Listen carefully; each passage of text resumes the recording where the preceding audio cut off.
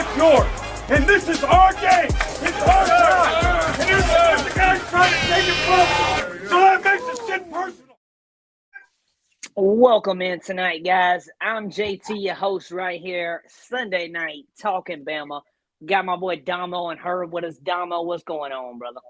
I'm feeling very SEC championship-ish, Yeah, that's how I'm feeling. I'm feeling great, man. Let's go. The mood's set right. I got it in the background. Alabama, Georgia. I did a special background for that one tonight. That boy put Lawson. I see him behind you. Yeah. Now, Herb is here with us, guys, okay? Mhm. But y'all need to, in the comments, y'all need to spell things correctly. Don't have letters messed up. He might not be able to read straight. He might not be looking straight. Right? He might had still a be long feeling the night. after effects. Herb, are you had good? a lot of water yesterday. A lot of hydration. A lot of good hydration. H2O, electrolytes today, baby. Let's just say He was on that Hindu save, baby. That Hindu. I mean, they trying to kill my liver the way they're playing right now. yeah, man. They kind of stressed me out there, man. Hey, we got a dub, man. We got it. So let's go.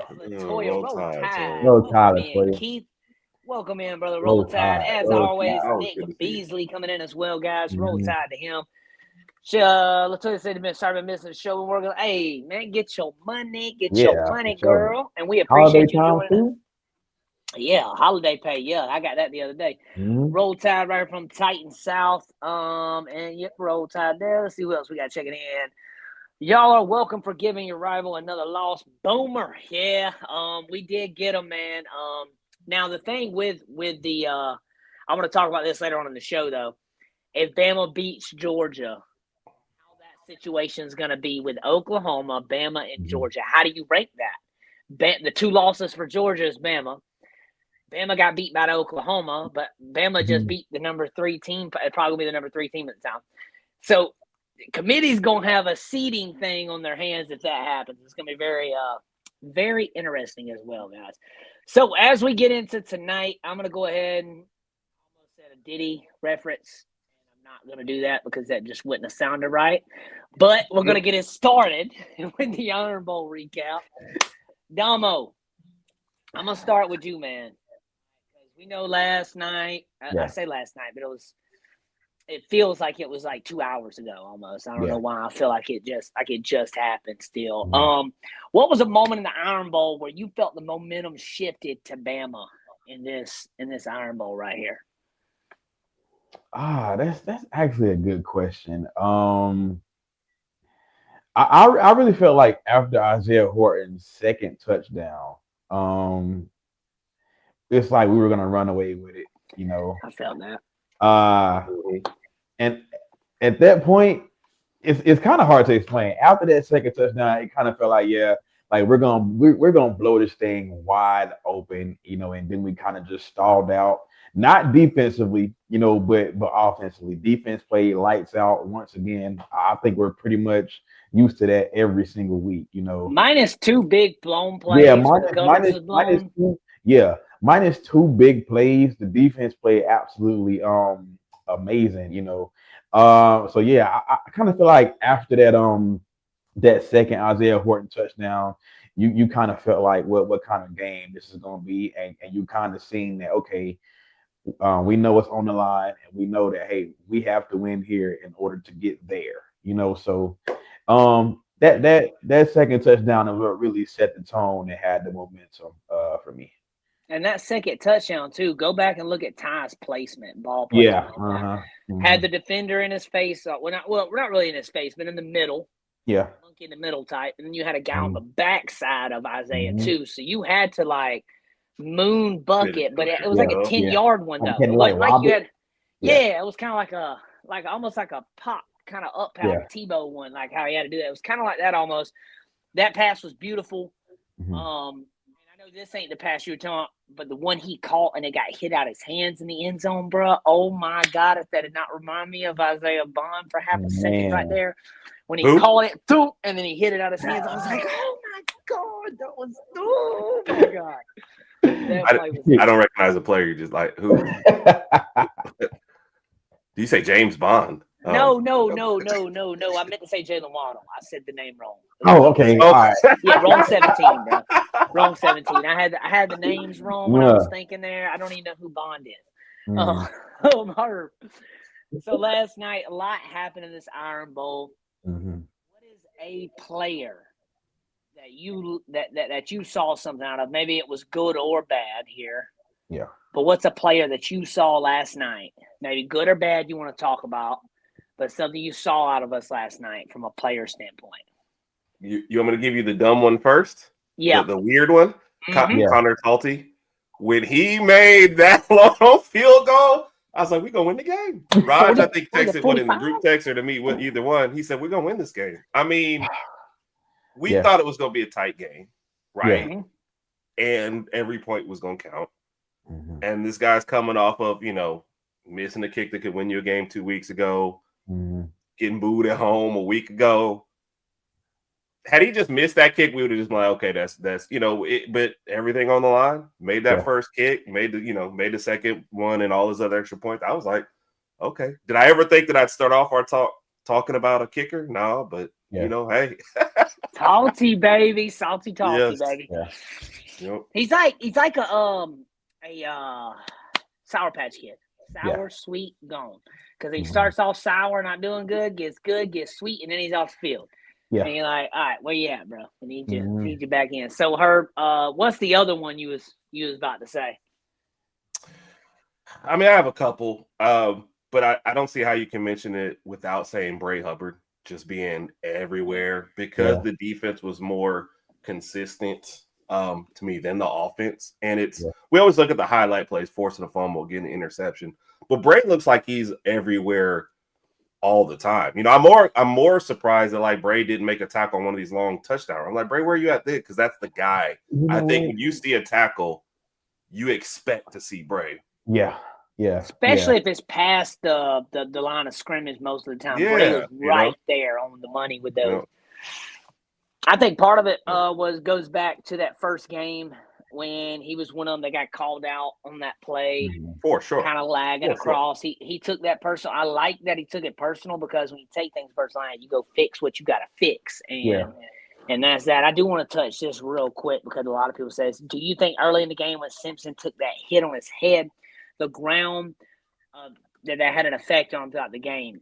So I went back and rewatched this game. There's 3 times in this game where I don't know if they're going to look at Ty or not, but he might want to be checked for some type of something because there was that goal line hit almost where he got the play came back though because of penalty. That was more of a targeting than the one they called targeting on the dude that hit Ty originally. That play, the goal line was actual targeting. He hit him. The other one wasn't targeting. He got slammed on the back, kind of like how Tua did when that head jeers back. So that's what he was talking about in some of those. That's what he was talking about right here. And I think that may have had an effect on it. But I wonder if that was part of the effect while Ryan Williams got 0 touches, 0 looks, 0 play designs. The man looked on the sidelines like he was confused. Everybody's asking me, everybody's asking multiple people, what's up with Ryan Williams? Yeah, I got a few comments. I haven't found nobody that can tell you a legit thing, Domo. So if you can't, go ahead. Yeah. Yeah, I know, bro. You gonna be all right, Dom? You can be good? Like, breathe. The head scratcher. Breathe first. You know what? Usually I have an answer for y'all, but I do. But I don't know. I don't know why. I don't know why he's not getting touches. He's not getting targets. They're not even looking his way. They're not even attempting to look his way. And there was a couple times where you got Ryan Williams on an island by himself, and I'm like, okay, just go to him right here, and you don't even look his way. So he just out there getting cardio. That's literally what he's out there doing. Yeah, is getting cardio. So I have no answer as to why he's not. I don't know. It reminded me of as a married man when you do something, you get put in the doghouse or you get put on the couch. I don't know what he's done. I don't know why. I don't know what he's done somewhere, but he's done something. And then it goes back. Herb said this before we came online. Herb feels like, and I feel like this too, so I ain't throwing you on the bus when you say this because I agree with you. we just don't draw up design plays for players. It just We don't. it's that route is for whoever's going to run that route. Like it ain't like that's Isaiah Bond's route. That's Jordan Bernard's route. That's Ryan Williams on a slant end. That's to get him the ball. If you say that one name one more time, though, we're gonna have to toss you off the program. Who? You said Isaiah Bond. I said Isaiah Bond? Yeah. I meant Horton. God, Lee. It's the Isaiahs. They're throwing me off. Same name. They're throwing me off. Did I say Yeah, you Bond? said I thought I said Bond. But either way. Look, it's because it was the anniversary, all right? I'm trying to give him his flowers. Right? It's the anniversary. I'm trying to give him his flowers. And you know what, man? I know Auburn fans just truly hate when we come to Jordan Hare, bro, because you got the 4th and 31, then you got the 4th and 2. So it's like, hey, bro. Then you got the Cam Coleman fumble to get a game away. And by the way, man, shout out to Cam Coleman for that fumble, man. We appreciate you, brother. You know, but yeah, so yeah. Yeah, so maybe not letting him play, trying to get his attention for something. I mean, there's some stuff behind the doors we may not know. What's that, Herb? Yeah. Well, there's a post out there. So, and look, whenever I say that, you read into whatever you want to read into, but there's a lot of people that thought his lingering injury. One guy actually even posted that he got upset over the targets, and then they sat him down because he got upset. I'm like, getting upset over a wide receiver over targets doesn't make sense because every wide receiver that is great. Like 90% of them are divas because they need the ball. That is a position. Like, look, a great running back can get touches very easy. We turn around and hand the ball to you, right?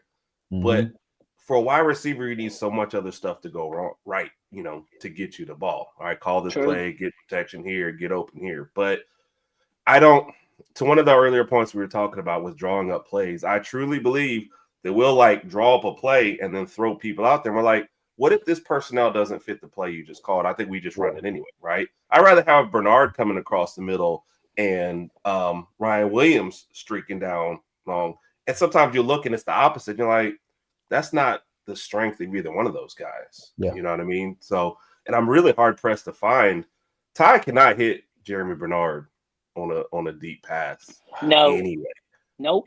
So maybe that's not in their skill set. Maybe something else is going on there. But I truly, and I know we're going to talk about it later about the offense, but I don't think Grubb is matching plays to skill sets enough in this offense. And I think Ryan Williams' look, we can talk about drops all we want, right? He's still a dynamic player who makes big plays in big games. Deserves a target somewhere. You can't tell me we went through the whole game and we said he's never going to be open. No, the weak part of the Auburn defense was their coverage. Yeah, the secondary. So I don't get it. Not watching that whole game and thinking let's not target him once. Yeah, I don't get it either. And Latoya, great point, Herb. I agree too. Great point there.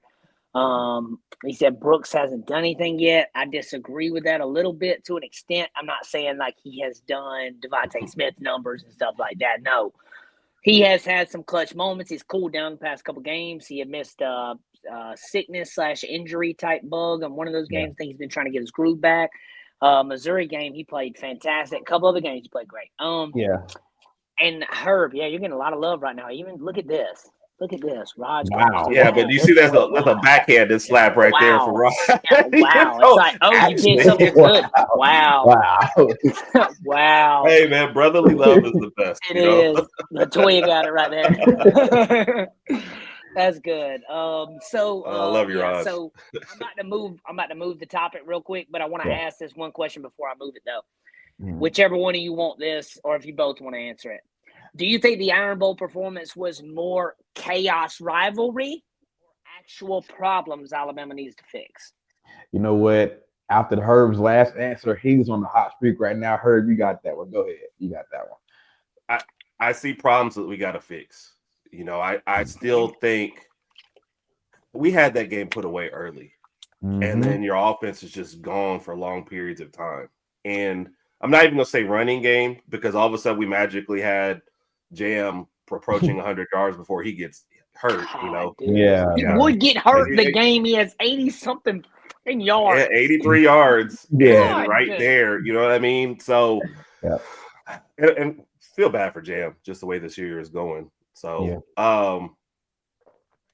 He said what is wrong. I mean, he hasn't done anything for people to say he's passed up. I agree with that, okay. right? Like that's what he was saying Yeah, in a different way. And I don't know if he's talking about us. We're saying he deserves a target, so I don't know. Yes. I mean, you can honestly say that Lottie is really getting Ryan Williams reps. If you want to, you can honestly say that. So. I saw some Rico Scott out there too the other night. He was just in there at one point in time, and I was like, "Why is Ryan Williams not in there?"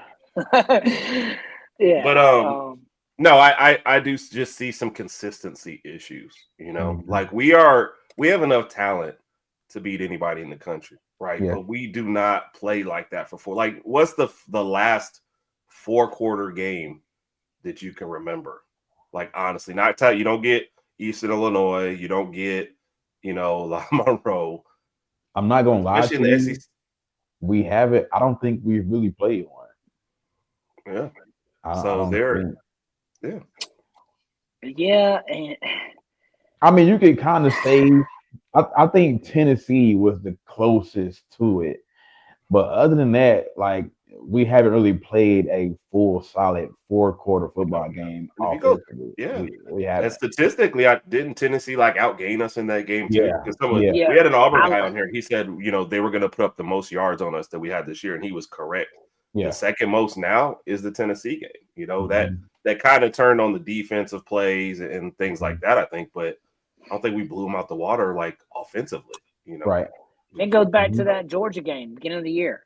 I mean, we hot start. It's like 17-3 or 17-7, something like that. We're up. Yeah. We're up. Yeah. If I have to say the most complete game we played, you can look at the Tennessee game. I look at the Vandy game because minus that first drive or two, we're really great after that. Yeah. Offense, defense, we're well-rounded that game. And Vandy is a very quality opponent, as we can all see right now. He just put a whooping on Tennessee in Knoxville. Man. That does not need to go lightly either. That does not need to be just brushed over because that is a thing, okay? Like that ain't 100,000+ people in there. It's not the easiest place to play. Yeah. It's a hot seat, by the way, but that's a whole other conversation. That is, and they talked about Penn State contacting them already. Wait, was that true? That was true? That is true. I don't know if he's going to do it now. That's a weird hire to me. Yeah. It's true. But, yeah, I do want to touch it right before we move. What's y'all's opinion on Kiffin doing to Ole Miss? Also, what do y'all think of Ole Miss meeting hiring Pete Gold? Part one of this. What Kiffin did to Ole Miss, I don't care about. Kiffin did to those players, I do care about because those players have busted their ass, worked in and out of trainings, doing all the stuff, learning the plays, doing all this stuff. And they went and put it on the field. Granted, Lane, you're the head coach. You helped a lot of getting them ready for that and doing it. They still got to go on the field and do it. They get on the field and do it. They make you look good. They make you get the job offer, and then you leave them right in the middle of a playoff run that they're probably never going to get again in their life. I mean, maybe, who knows? You can't sit here and just not at Ole Miss, but even to your point. What I'm getting actually to your point with college, you never know, even if they transfer. So excellent point. Sorry, I should let you roll. You just don't know, bro. And what pisses me off with it, I say kids because they're like 18 to 20 years old, and I'm way older than that, so I call them kids, but they're not kids. They're young adults. Yeah. You cannot do that to them, okay? No. And then also, that's not even counting the actual kids you are recruiting in high school right now. Like, I mean, I know the name of the game, okay? And it's money. All right, I know the name of the game, okay? They offer you $12 million annually at LSU. Shit, I thought I was going to be like $15 million for you to leave, but you left for 12. Ole Miss was going to counteroffer from what I heard. Don't know if these numbers are actually true. Somebody can correct me if I'm wrong, but it was $9 to $10 million range. We're talking $2 to $3 million you're going to miss out annually. I don't know exactly the ballpark numbers, but either way, at that point, you screw the kids over. Bump Ole Miss, bump LSU, bump Kiffin too, man. You screw these kids over, okay? And I don't like that. To hire a Pete, I think that's the best move they could do because, one, you don't want to hire nobody on the offense to be the head coach in the time because of what Kiffin stated. Hey, all the offensive staff needs to be on the plane with me if you go on with me. He didn't say anything about the defense. He was talking about the offense. And the fact that he said that was crazy. That is crazy. That's why they went to Pete. That's why they dusted Joe off at that point. and went to Pete. It makes a lot of sense right there too. Also, defense. That's probably one of the best defenses we've seen at Ole Miss in a long time. Yeah. Plus, you got That Pete right to there. come to you from Bama. Like, how are you not Uh-huh. moving along with him? So that was weird too to me. So this Yeah, whole I saga like is the just Pete. stupid. I like the Pete hire though. Honestly, I'm not gonna be upset with that. I like the Pete hire. I hope and pray them kids at Ole Miss, the players, can bounce back and get their mind right. And get ready to go because they wanted Lane, and also I think this too. Point in time, adults get in their own way in situations like this right here. Yeah. Lane being able to finish out coaching this playoffs and stuff would not have done anything wrong. Okay, would have done nothing wrong for him to coach 2 or 3 more games. Okay, you could have had a close eye on him in the building, all that stuff. But like, I don't know, man. That one bothers me. Bothers me. And what you just said right here, that makes perfect sense. They could have made him an intern, step down in his coaching search. Yeah, man, just him. I think they were just going for continuity, like you said, though. I think they had to make a lot of decisions on the fly. So, do I know much about Golding as a head coach? I would have thought that's the way they went. But if you're trying to hold your team together for the college football playoffs, like you said, like if they just had one more bowl game, then yeah, I think you're doing interim tag and just figure it out. But you're talking about the playoffs, yeah. The playoff though, yeah. You just had the best season in school history, and you're elite, man. I said it to y'all in the group chat, and I'm going to say it on here. I think Lane is very lame. I think he's childish, and I think that was a clown move. So that's my opinion. I got it. Somebody, an Ole Miss fan, was in our comments earlier this year, and I said to them, because they're like, "Oh, you think Lane will ever go to Bama?" I said, "I don't think he's mature enough." Yeah, Bama, and they were like, "He is mature enough. You stay away from him." And now I bet you that same fans out there dogging the way he left. It's like they said, Lane loves the attention, and Lane loves Lane. I mean, and that's always gonna be a thing. So I'm not leaving a team that I built up. To go to another. It's like he made Ole Miss what they are right now. What Will just now said you're right going to go to LSU now. Yeah. What he just said right here. And everybody's going to be like, oh, well, it's LSU. It's a blue blood. When's the last time LSU won a natty? We're going to say 2019. Okay. I know it. It's 2019. Okay.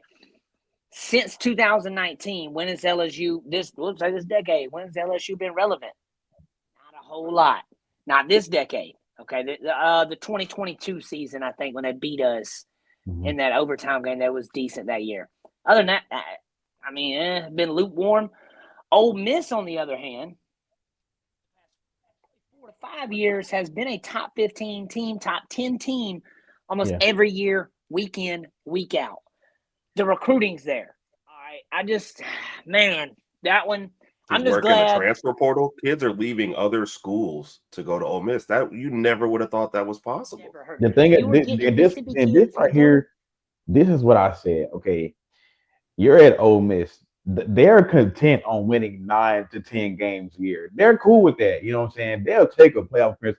You're going to LSU. If you're not in the playoff by year 2 or 3, they're gonna want you fired. Yes. So I mean, hey, bro. Me personally, I hope the move backfires on them. I'm sorry. I agree with you. I agree with you. I hope the move backfires on them. Hey, karma. I've learned as an adult life. Karma. Real thing. All right. When you do dirt on people, it comes back to you. That was a lot of dirt, right? That was a mountain of dirt. All right. Yeah, that was the size of Texas dirt pile right there. Just flipped over. That's some bullshit. And to the players, thoughts and prayers are with y'all, man. I hope y'all boys bounce back, man. Pete's a good coach too, so you're in good hands there. Let's switch it over. SEC championship, guys. A lot's going on this weekend. 3 p.m. Central Time, 4 p.m. Eastern. You got Alabama taking on Georgia right here. Number 3 possibly versus number 10. They're probably going to be ranked number 3. They were 4. Texas A&M lost. I don't see them jumping. Indiana, Ohio State. They're going to keep that 1-2 matchup for the marquee. That's fine. You got Bama, Georgia, part 2. First game, 24-21. The Tide barely squeezes it out. Strong start out, kind of like this Iron Bowl. Really good start out. Got ahead, got a good lead. Let them back in the game, and then had to come back and save the game at the end of actually, we had to protect the game because we didn't even score in the second half. Yeah. So, Herb, I'm going to start out with you. Who's the X factor for Bama in this SEC championship? We're going to be talking about offense or defense here. X factor for this game. I mean, let's go back to what we've already been talking about. Ryan Williams now becomes your X factor. You know, there is a lot of talk around him, his usage in this one, right? We know he made tough catches in the first game, but what are we all going to probably remember more? The drop on the long, which, by the way, we did score on that drive, so like it did get erased. But I just think there's a lot of talk about him going into this game, right? If you're going to hurt Georgia, you know it's usually not running anyway. JM ran tough in that game. Don't get me wrong, but we're not going to get the rushing output. But we know you can hurt them over the top. You got to have a guy like that clearing out space for everybody else so you can hit that intermediate stuff. So is he focused? Is he going to be on his game? Will he get a couple targets to keep him happy? And I don't say keep him happy like as a negative, by the way. You have to keep your star players happy. You know, that's just the if Jeremy Bernard got 0 targets and he was upset on the sideline, we'd say the same thing to protect him, right? So no matter what you think about Ryan Williams' personality or the drops, he's still a star player on this team and in a position that we need to do well. So all I know is this. First play, it better be Ryan Williams deep ball. That's all I know. First play, SEC championship, better be Ryan Williams deep. He catch a deep ball on the first play and take it to the house, boy. Yeah. And it's just game like over. It's gonna be like everybody forgot all the other stuff this year. Everybody will forget all that. You come out and do that. Just like Tati missing that field goal. When he made them 2 last night, everybody's like, all right, we forgive you. Good kicking. Yeah. Keep it here. Be upset a little bit. Keep it here. Domo, in this game right here, what's the biggest matchup that you see for Alabama versus Georgia? Whether that's going to be the defensive line versus the offensive line, the DBs versus wide receivers. Will it be now our running back challenges now that we have that? And I didn't realize this till last night.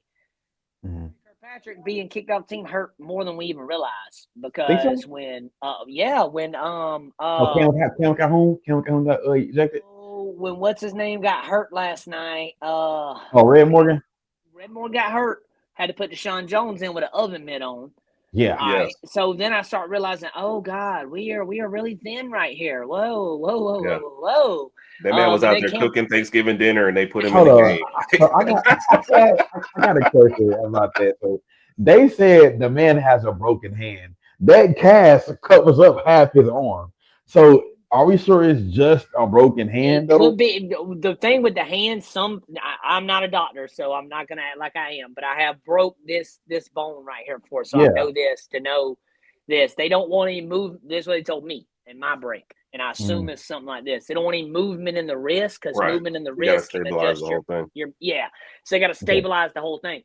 Now I'm pretty sure that thing's on there really good because you get some top level. Top level type stuff. So that the top level medical care. I couldn't get that. I just couldn't think of that right now. But yeah. So Deshaun Jones out there with the oven mitt, dog. Looked like like Raj Herb said. Yeah. Looked like he just came out freaking cooking Thanksgiving. Hadn't taken the mitt off yet. But I mean, he got out there and played. Cam Calhoun did hurt that a little bit too. Him being out, we were a little thin then, and then also Drake Kirkpatrick. Cam Calhoun's out. Jones is banged and our up. injury report grows every week, like bro. Bro. Yeah. I didn't even realize we had that many people freaking hurt.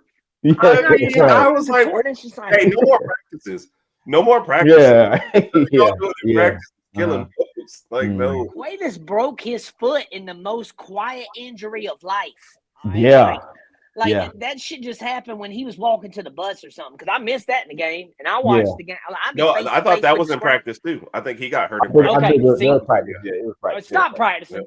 Cut. That's what I said. No more practices. Let's do some walkthroughs. We've went through enough practices here.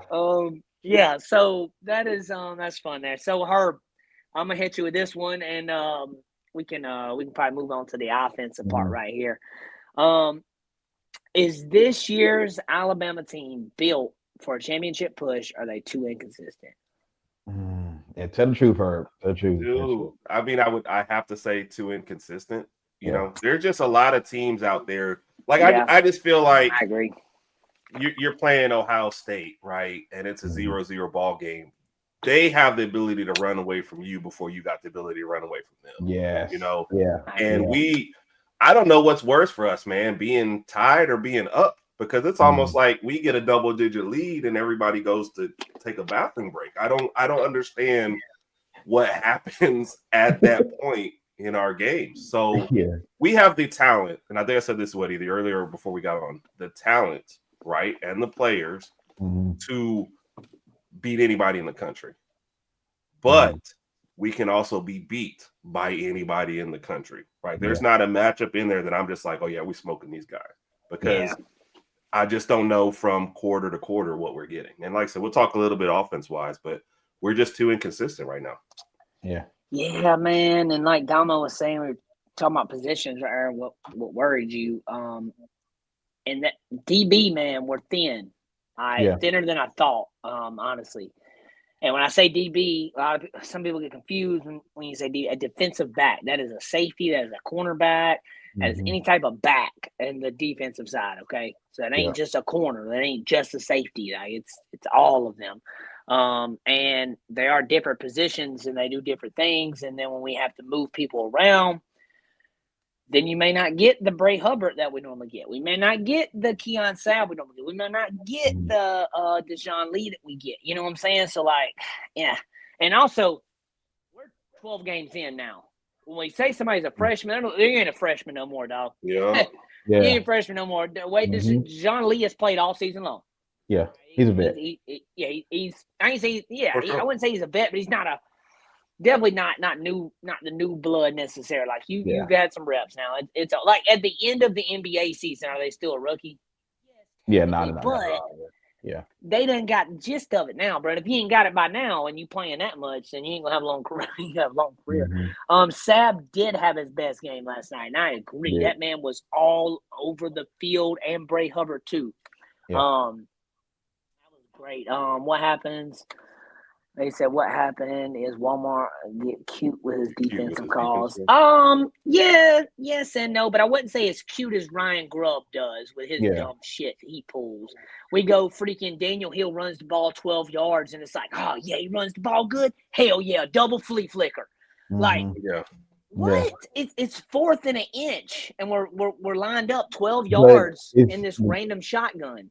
The thing I'll say about that is, Kane Womack, he'll get cute sometimes, but at the same time, you know what you're going to get from his defense week in and week out. You don't know what you're going to get from the offense every week, you know. And to that point, like, we're too inconsistent. I got to agree with Herb, but we're too inconsistent on the offensive side of the ball, right? Agreed. If you line us up defensively with anybody in that playoff, the defense is going to keep us in the game for as long as you need them to. But eventually, you're going to have to start putting drives together and getting calls in quicker. Like, we wasted 2 or 3 timeouts last night on just not getting the ball snapped. We can't even get the ball snapped quick enough. We can't even get the call played quick enough. So we came out of a timeout or out of a commercial break and had to use that one got me because of the play. I posted that one. I said, every time. What y'all do during the timeout? Every time Saban would have said, "Hey, give me your headset." And broke your shit. Every time we look at the play card, we're snapping the ball with 5, 3, and it's like, bro, run the play, bro. And then the plays are slow developing plays. Man, listen, we're too inconsistent, and I hate to say this, but right now, what we're putting on the field offensively, it's not a national championship offense. It's not. So I agree. The defense is there and is great. Has some bend don't break to it at times, but definitely great. If you look at that, especially to start the game, the only thing that got me with Kane was this. Hey, they figured out the zone. Yeah. Figured that shit out second half. Switch it up, son. Throw a man in there every other play. We just ran zone. Have a little blitz, zone. Yeah. He caught on to that. That's why they started getting them passes. That's why when he ran to that side, go back and look at that play. I think it was a 66-yarder, the touchdown. When he ran to the side, if you look at that angle, you see us in the zone, and you see him just right above our guy with nobody there, no over the top, nothing, because everybody's in the zone. Deshaun Lee missed the tackle on that one play because he's over here in a zone trying to fill him out where he's at. The safety is pulled to the middle of the field because they're running a crossing route. This guy gets right behind him, and bada bing, bada bang, money ball. Yeah. I'm not saying we need to play man every time. I'm not saying I'm a defense coordinator either when I say this. I'm more of an offensive-minded guy. Yeah. But switch it up a little bit. They caught on to the damn zone in the NFL. It always goes this way. And I know this is not the NFL, but it's similarly the same thing what I'm about to say. Yeah. The first 8 weeks, you'll see a team or one or two teams that's offense is so hot the first 6 to 8 weeks. They're just unbelievably good. And they cool off. You know why they cool off? Because them defenses have adjusted and changed for round 2 in the back half of the season. Yeah. They ain't running that zone anymore. They didn't figure out to run man on your ass and press those guys in line. Or if you fast off the line and you burning them, we going to run zone on your ass. Mm-hmm. That's the part that got me with Kane the other night that I'll always say about it. When we get to the SEC championship, especially with Kirby, we're gonna have to play that one now. Like, we can't run zone the whole time. Like, it's not gonna work. And we sit back and wait. I'm also say this. I know people see Georgia and they thinking, hey, it's Georgia, we always beat them. I'm telling y'all now, that is not the same Georgia team that we've seen back in week, what was it, 4 or whatever? It was 4, yeah, 5, week 4, 5. Game 4, week 5, yeah. Georgia is rolling right now, and I'm telling you, if we don't come out there on our A game, they are going to drag us up and down that field. So, yeah, hurry up offense. And that's gonna lead me right in here into this topic. Up and down offense, guys. And I like this comment right here. What was it? He said we need to start using hurry up offense more to tire out the defense. I agree to an extent here. Every play don't need to be a hurry up. Every drive don't need to be a hurry up. Yeah. But we do, like Domo said, Herb said, every play is just taking so long to open up and develop. Some plays are like that, and that's fine. Like that wide receiver screen pass against Wisconsin with like the triple reverse, and Ryan Williams got it on the side. That confused everybody.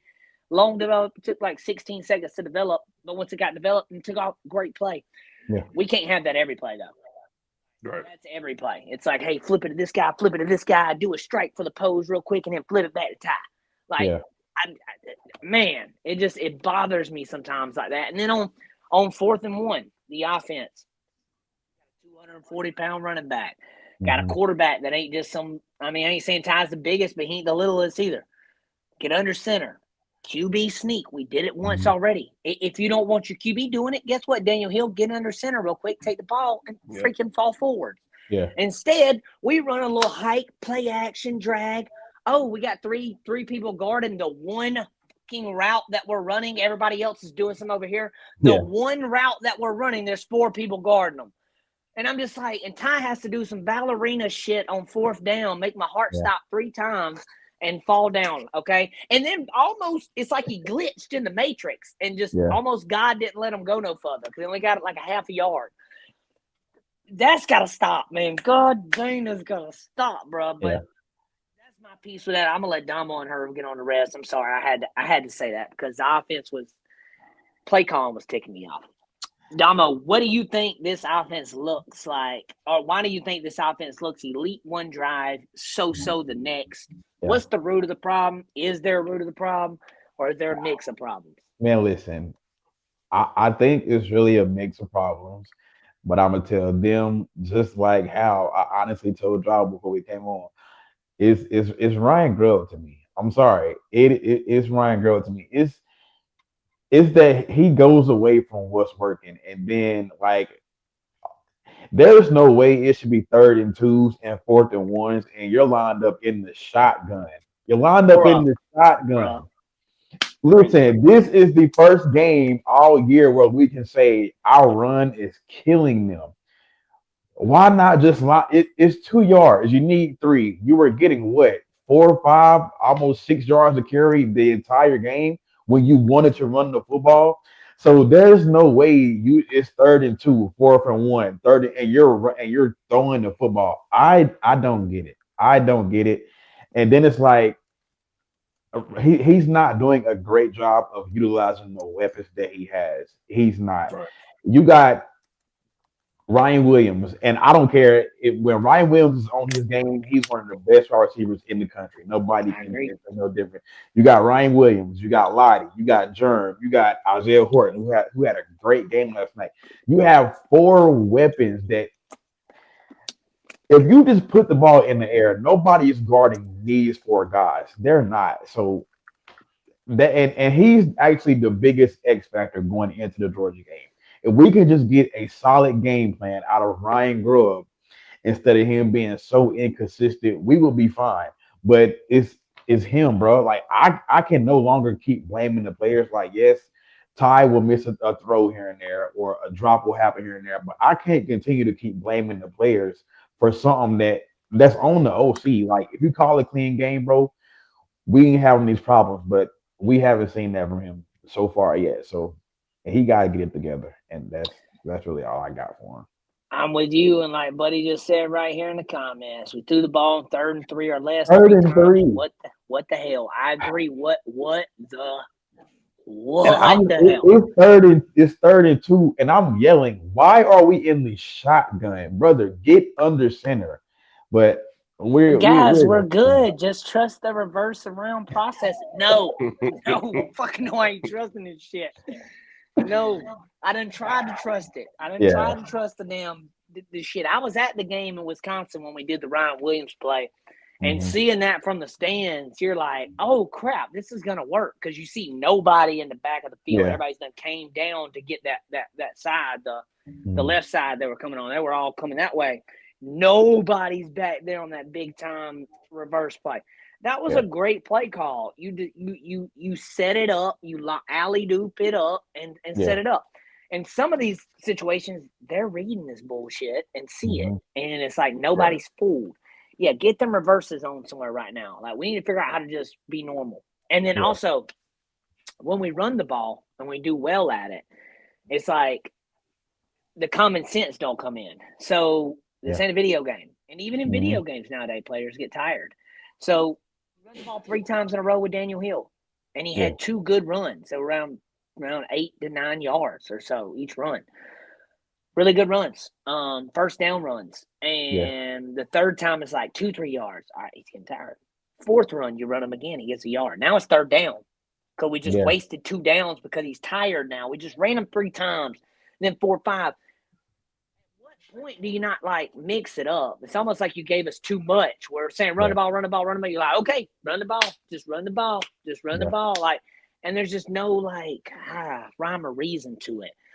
Herb, when we talk about this game, SEC championship, do you trust this offense in a high-pressured SEC championship setting? Oh, absolutely. So don't mistake, and I think everybody, when we're talking about the play calling, yes, it has been inconsistent, right? And there are times where I just don't think he's matching play calls to situations. It's almost like he's like, all right, guys, in the 3rd quarter with 9 minutes left on the clock, this is the play I want. And all of a sudden it gets there, and we're like, hey, instead of you thinking it might be 1st and 10, it's it's like 3rd and 2. You want to change the play call? No, let's keep running what I was thinking of running at this time. Yeah. But this team is battle tested. I trust them when the chips are down. One of the best things that happened was that line came out and Georgia's favored. And I was like, yeah, okay.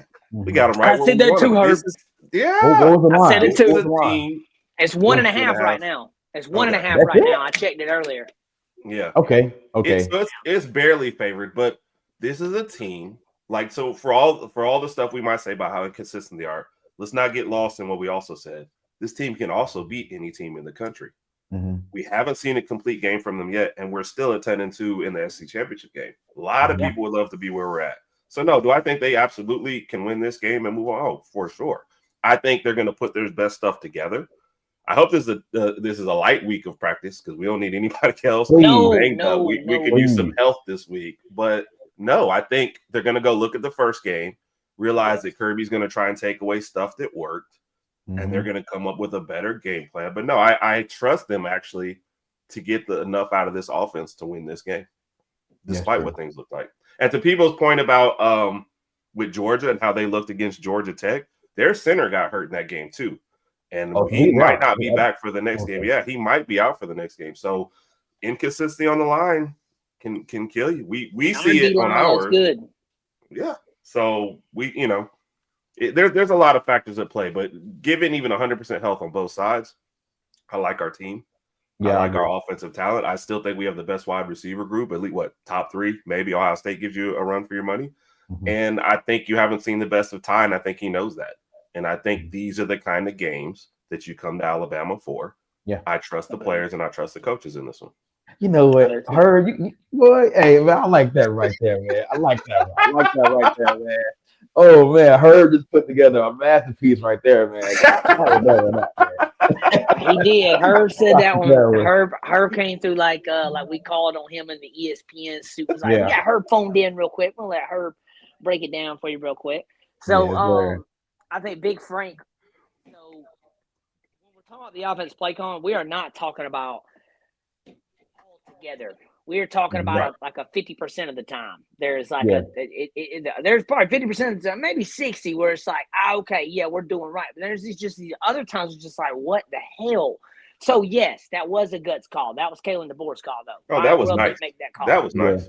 Yeah. No, he said, I'm not doing a field goal and giving them a chance to tie. Yeah. But what I'm saying is that goes to Ryan. I mean, not that Kalen DeBoer says we're going for it, not Ryan Grubb in that moment. So that's where I think DeBoer, his cojones the size of Texas. Yes. I mean, was somebody need to wheelbarrow them things out the stadium. It was so damn big to go for in that moment. Because the whole time when the offense went back out, I said, oh my God.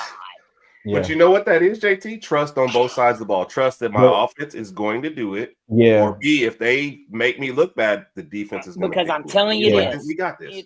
If we put the defense back out there in that moment, defense, you got to go get us a safety and win the game at that point, or make them punt from the back of the end zone. That's the type of momentum we would have had to have in that moment right there. And the defense was getting tired. I do want to comment on that. The defense at the end of the game, everybody's like, stop them. And I was too. I was yelling too. But they're tired. They were tired at the end, man. The offense at times is a defense best friend, also worst enemy at time. Your own offense is what I'm saying. Because if your own offense can't get drives going consistently throughout the whole game, not just first quarter, because then they're just going to be rested in the first quarter. But second, third, fourth, they're going to be tired because it's a long sprint trying to play, keep you in the game. But you know what, JT? The thing that I love about this defense is you can kind of feel when they're about to make a play. You can kind of feel it. And on that last drive, and shout out to Raj, because Raj did say we would force 2 key turnovers, and we actually did that. He did. Don't shout out to Raj though. Hey. But on that last drive, I kind of felt like Auburn is just itching to turn the ball over. They honestly are, because they almost gave us a few on that last drive alone. So you can kind of feel when this defense knows, like, hey, we gotta force a turnover at some point, and they did it for us, man. So yeah, for sure. Flea flicker. That boy said, I love flea flicker, especially when they don't work every time. Yeah, I agree. Maybe the worst thing was one of them working, and then yes, you're right. So this made me think of this right here. Because you said it a minute ago, if we can't hit Jeremy Bernard wide open down the field on a normal throw, how the hell are we gonna hit him on a flea flicker down the field? You see what I mean? Like when there's sometimes our guys are already open down the field. A flea flicker is the point to get a guy open deep down the field. They forget about him, and you bomb it to them. We can't even hit them open in a damn normal coverage down the field right now. And I think Ty's hit that little the valley, like you get low, come back up, bro. You gotta get yourself back out the gutters. I think he hit that somewhat the past couple games, man. He's just kind of been stagnant. Well, can we also say this though? Sorry, real quick. I'll make it real quick. Go ahead. We're also the defensives have stepped up in every single game. Like you can hit a flea flicker against Wisconsin, but start at like South Carolina, then you go to LSU, then you go to Oklahoma, then you go to Auburn. Your defenses have gotten better every single game. So that stuff you were doing against some of the weaker teams early on, it may have worked. You have a lot less time in this game. So that, I think that's also part of it. I agree with you. I agree Listen, 100%. What you about to say, Dominic? listen. Yeah. Just because I said that about Ryan Grubb earlier, don't get me wrong. I'm still, very confident. Like I believe I'm gonna say this every single week because I believe it's gonna happen. Offensively, they're gonna put it together. One of these games, they're gonna put it together. I'm gonna keep saying it, and I'm gonna go with her, bro. I feel like we're gonna see a good offensive performance from Georgia because they know, we know, everybody knows that hey, we're gonna need it. So it's coming. Yeah, it's on the way. It's on the We are way. definitely going to need it, Damo. This game's going to be electric. It's going to be all that and then some. And I think that when you look at things with this game right here, Mm-hmm. at the end of the game, you're going to look at a couple things. You're going to look at a turnover battle. Obviously, that's most of all games. Turnover battle, who scored on the turnovers too? That's going to matter the most on the turnovers. Not only did you get one, but did you score off it? Because if you get one, you stop the other team from scoring and you go steal points. Right. So part of the game in the Iron Bowl, when we got that pop pass pick, we did shit with it. Nothing with it. Score a touchdown or a field goal right there, and that ending of that game is not near as dramatic as it was made out to be. You wouldn't need the 4th and 2. We probably wouldn't even scored another touchdown. It would have bled the clock if we would have scored on that earlier. So I think some of that has to do with that too. They're talking about. So he said, no, Ty doesn't have the type of arm. I see what y'all are saying to an extent. He does and doesn't. He does. I'm about to say that totally incorrectly, and I'm not even a grammar person. He does not have the blow you out in the building. I'm gonna throw the ball 120 yards, like just flick of the wrist. Okay. He has a pretty deep ball. Really good. Over the middle ball is really good. Really, really, really good. Crossing routes to the middle of the field is really, really, really good, which is where we lacked a lot with Milroe. Milroe could hit them outsides and deep balls, and that's what we're used to hitting. We're used to hitting those now, and we're not hitting them now, but we're hitting the middle, the quick punches here and there that we weren't hitting before. So I think a part of it's recency bias for us, some Bama fans too, to where we're like, oh, yeah, why aren't we hitting that one down the field? That was Milroe's bread and butter. Yeah. 40, 50-yard bombers and putting it in a bucket. That ain't Ty's bread and butter. Can he do it? Yeah. Has it happened yet? Not so much. That's going to be a key for me in this Georgia-Bama game right here. Can Bama hit a deep pass, okay, and cut it open? Once it gets cut open and Ty gets to feeling himself, it gets better. When Ty's in the dumps, kind of, it's a battle right now, man. And it starts with the O-line. You can't blame everything on them. I 1,000,000% get that.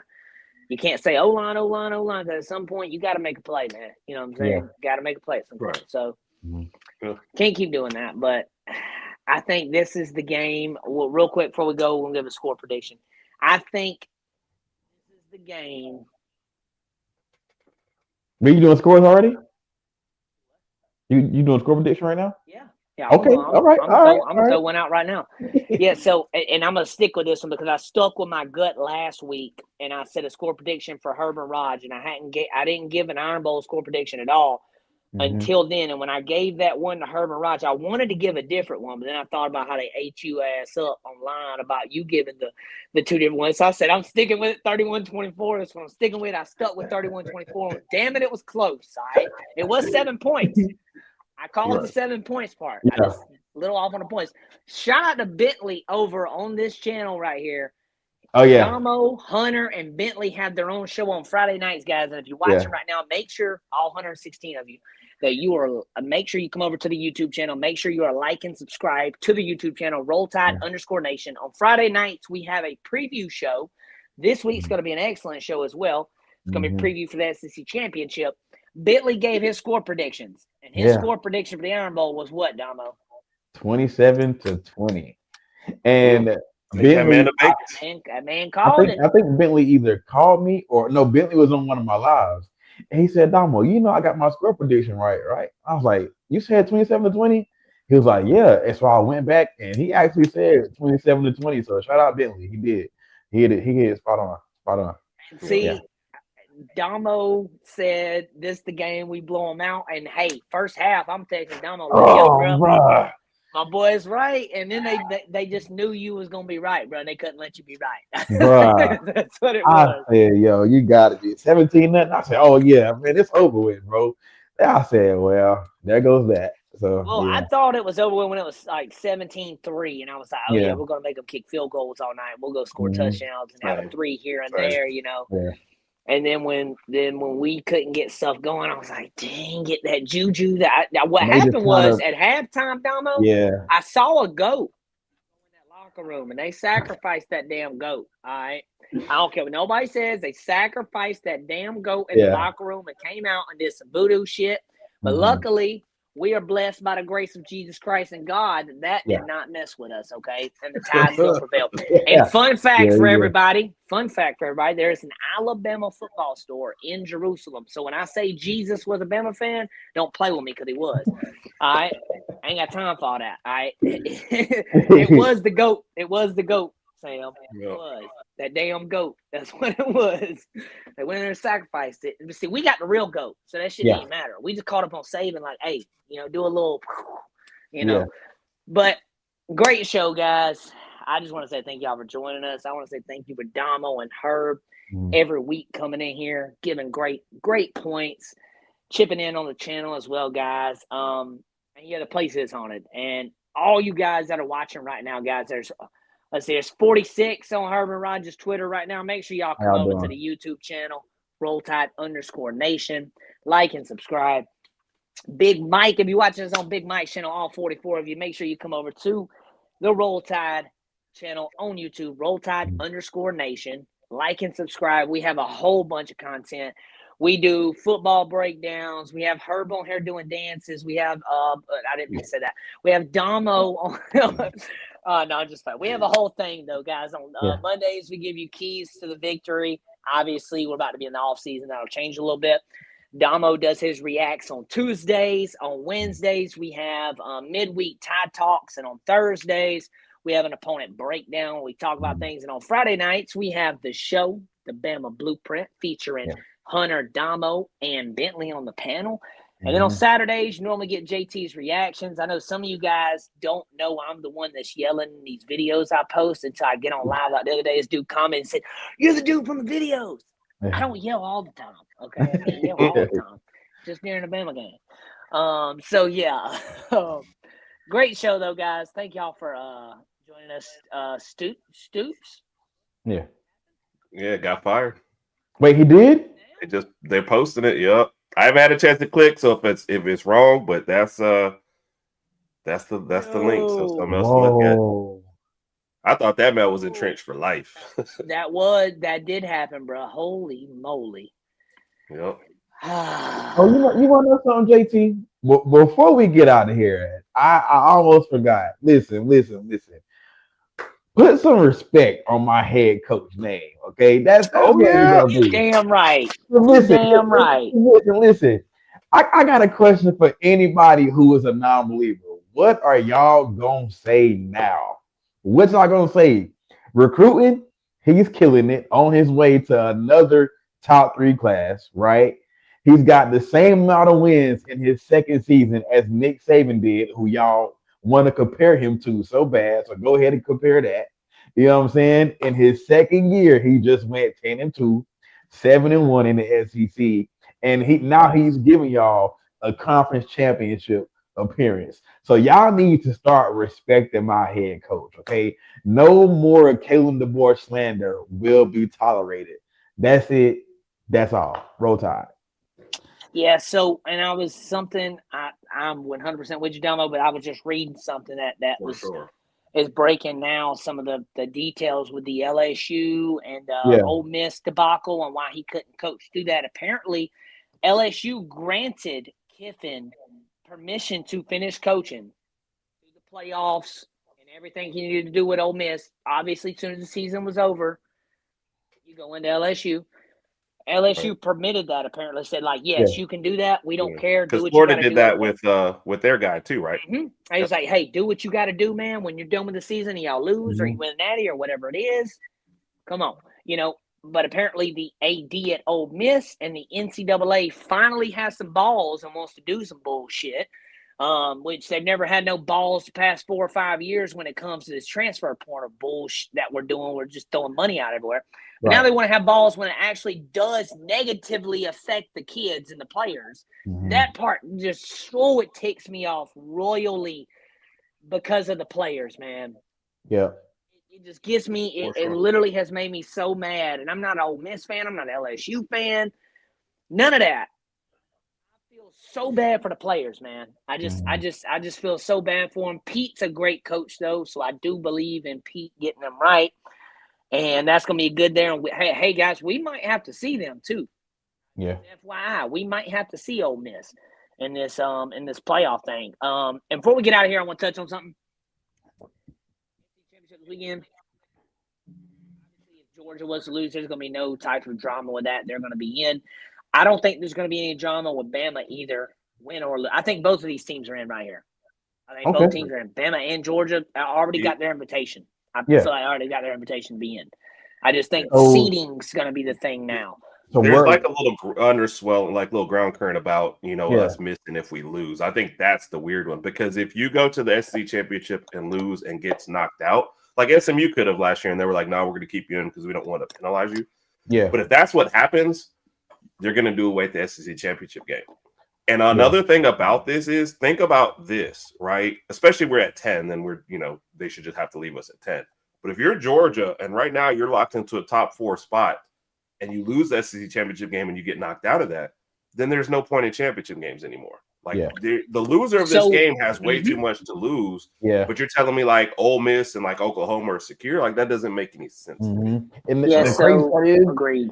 The Georgia fans, they didn't even want to play in the They're mad. They're mad. I don't blame them though. If I'm number 3, or what'd you say? Move up to number 3 by tomorrow. They're going to be 3. Yeah, they're 4. They'll be 3 Tuesday.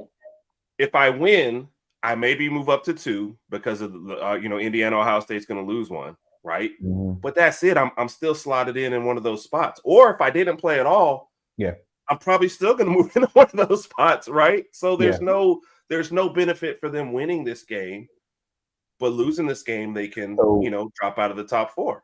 I don't think that's right. I got a question for you. So what if BYU goes in and beats Texas Tech? They're gonna have to find a spot for BYU also, right? We need Tech to win. Just go ahead. And I think Miami's not even gonna play in an ACC championship game. So they're, in my opinion, that's almost the shit in the win for them. So what that means is the right situation happens, and you're gonna be butt nose out. Knock Notre Dame out, make everybody happy. You need to get rid of that G5 spot. What you need to do, get rid of that G5 spot. Yeah, agreed. Now, they should have their own playoffs, though. Yeah, have their own playoffs. Get rid of that G5 spot. 100%, Herb. If they had their own playoffs in between the actual playoffs and the end of conference championship this weekend, imagine if on like next Thursday, Friday, Saturday, Sunday, somewhere around there, you had a non-power 4 playoff conference for those teams like that to get in there and do something. I think that would generate money and generate viewership too, because college football, then Bama's not playing, Georgia's not playing, team's not playing, so they're gonna watch something, and then it also gives them something to play for. But at the same time, if we want to do that 12th spot for that team, right? I would say that it needs to be open for a situation if it does happen here, but not every year it's like that. Yeah. Not every year Coastal Carolina's 12-0. A team, you see what I'm saying? Not every year there's a team that runs it like that. That's the part that gets me, is that it isn't going to be an every year thing is how it gets me now. If they're going to do anything and if Bama gets punished for losing this SEC championship game, conference champions will go out the window. Conference championships will go out the window this year. SEC will boot it out. Greg Sankey will boot it out. You'll just have whoever's at the top will get that title. Whoever wins this regular season, whoever's number 1 in the SEC at the end of the season will be the SEC champion. Too, so we would have won it this year. Which is crazy because how the cookie crumbled. We are number 1 in the SEC with 2 losses. But one's a Florida State loss. I know that. Great. Can I answer this question real quick? That I Yeah. think is a weird one. If Duke beats Virginia, I think that means, if I was reading this right, that the ACC could miss the playoff altogether. Wait, really? Yep. All together. So we read it as the 5 highest conference ranked champions. So everybody always think that means like the Power 4 and a group of 5. What it actually means is if you won your conference, so like let's say the American and the Sun Belt, and you are ranked higher than the ACC champ, you would get those spots. So it's a given that the Big Ten, right? The Big Ten champ's going to be ranked high. The SEC champ's going to be ranked high, and the Big 12 champ's going to be ranked high, right? But if Duke wins and they're not even in the top 25, and you're looking at this like James Madison and Tulane are in there, and they both win their conference, they would both get in, and the ACC would be left out. And it's not the Power 4. Yeah, go ahead. I'm sorry. Yeah. No. And if Tech beats BYU, I'm looking around. BYU's around 11 range. Yeah. Do they fall out of the top 12 because they got beat in a bonus game, and Miami jumps them or something like that because of? I got a feeling Miami is gonna make it some way somehow. I think they get left out this year. Weird. I think they get because I think they get left out this year because of the fact. If anybody, Vandy and Texas have a better argument than Miami to get in my opinion. Somebody posted that with the Texas thing. Yeah. Texas, if they do not play Ohio State, they're in the playoff right now. That's true. 100%. So why schedule those games, Herb? Why That's true. Coastal Carolina, Western Kentucky's from now on. Other than SEC, schedule y'all talk about the Cupcake November. Bitch, you about to see that every single game. Listen, we got rid of VTech. Was it VTech? And scheduled East Carolina for home. So it's like, bro. I mean, yeah. Hey, bro, it's coming to that point, and the committee is making it. They're dictating it to that point because the committee's saying, "Hey, because Alabama shouldn't." In my perspective, Alabama shouldn't have dropped to 10. Not with the schedule we have had to play. We should not have dropped to 10 because these other teams. Put any one of those top 10 teams on Bama's schedule, minus Georgia and Ole Miss probably. Because we similarly play the same people anyways. Minus them and Oklahoma, because Oklahoma's right too. Minus them 3 and another SEC teams. I'm sounding real biased when I say this, but I don't care because it's the truth when I say this. Put any one of them in our week-in, week-outs. Ohio State would have probably done the best. Indiana right there with them. Everybody else probably got 3 to 4 losses. That's true. Yeah, easily. 3 to 4 losses, easily. Ohio State and Indiana probably have 1 to 2. They'll probably be right there with the Ole Misses, the Bamas, and the Georgias and Oklahomas. But everybody else will be Texas Tech, no. BYU, no. Get out of here. Yeah. Miami, you would be 5-5 or some shit. Like you would be 500 right now in the SEC. Yeah. Maybe 7-5 at best. So that's gonna end us off tonight, guys. Hey, next week's show. Going to do it a little different. College football playoff rankings are going to come out at 11 a.m., okay? We are basically going to do a reaction to that. So as soon as the rankings drop, we're going live, okay? We're going to be backstage, ready to go. Once the rankings drop, Talk'N Bama will be a midday show next week. So probably around 11:15-ish. Or so, because coverage will start at 11. They'll drag it out, and they'll get down to that announcing the top 12. And once they get to that, guys, we're going to get in, and we're going to go live. All Bama fans, come join us. Make sure y'all join us and talk with us and chat with us. Domo, close us out, man. Let the people know where you at, man, where they can find you at. Man. Well, for starters, hey, y'all, we are in the SEC championship, man. You know what I'm saying? Like these fellas said, I believe we're in regardless, but we're going to see. You know what I'm saying? So you can find me here on the best Bama channel that there is, Roll Tide Nation Network. You know what I'm saying? Thursday nights, Talking Tide Hoops. Okay, you got JT, you got Jeff, you got Hunter, you got myself, right? Friday nights, the Bama Blueprint. You got Hunter, you got Bentley, and you got myself. Sunday night, Talk'N Bama. Okay, you got JT. You got Herb, and you got myself. And also, you can find me on TikTok at Domo Reacts. That's DOMO_reacts. Let's go. Let's go. Love it, Herb. What you got going on, man? Where can they find you and Raj at, man? Everywhere you go, look, Herb and Raj podcast, you'll see us Yeah. there. So Instagram, TikTok, YouTube, Twitter, all those, you type that in, you're going to find us. And I don't think there's another Herb and Raj out there. So Yeah. you somehow don't get to us and you've done something really, really wrong. Wednesday night, the regular show, 8 p.m. Domo is actually joining us this week. Mm-hmm. We're also going to lock in sometime this week. We're going to get up with our Georgia friend Randy from How About Them Dogs podcast. So we'll get up with him at some point. And then Saturday nights, after the game, late, grab a drink, join us for Herb and Raj After Dark so we can talk about all this. And then, of course, right back here next Sunday. Looking forward to that. We're going to be happy. We're going to be happy on Sunday. I'm calling it now. So, and can I also say I was honored? A good friend called me before the game to help calm his nerves. And I was like, I don't call that friend out, but it was like one of my best moments, man. I got that phone call. You can go ahead and do it, Herb. You can do it. I called Herb yesterday, probably. What was it? What time was it, Herb?